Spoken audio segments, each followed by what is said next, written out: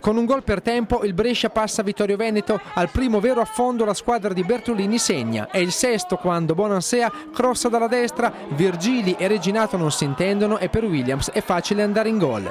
L'11 di Fattorelle ci prova con Mella che riceve palla da Daros ma non inquadra la porta, in campo è un monologo bresciano, al 27esimo Gama appoggia per Sabatino che calcia di prima intenzione, Perin devia la sfera e Reginato compie un miracolo. Al 35esimo Bonansea scappa verso la porta avversaria e calcia a botta sicura, la mira manca. In chiusura di tempo il Vittorio Veneto rischia il 2-0, Perin appoggia malamente indietro, ne approfitta Sabatino che salta anche Reginato in uscita, mantiene il pallone tra i piedi e tira, ma Virgili salva sulla linea, poi Reginato blocca la sfera. Nella ripresa non cambia il copione e il Brescia ad attaccare alla ricerca del raddoppio che arriva al 59esimo con Netarenzi che gira in porta un corner di Cernoia.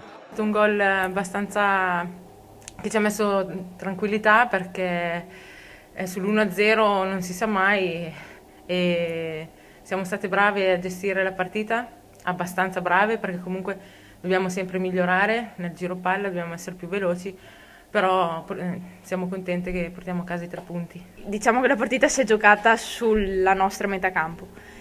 E noi ci siamo chiuse bene, quello che potevamo fare l'abbiamo fatto bene, secondo me non è facile contrastare una squadra che va dentro con palla al piede, hanno persone molto veloci, dunque siamo state brave secondo me a tenere soprattutto la concentrazione per 95 minuti, insomma, quindi io faccio un applauso a tutte le mie compagne. Il Brescia potrebbe arrotondare il risultato, al 71esimo Sabatino si libera al tiro ma trova sulla sua strada una strepitosa Reginato.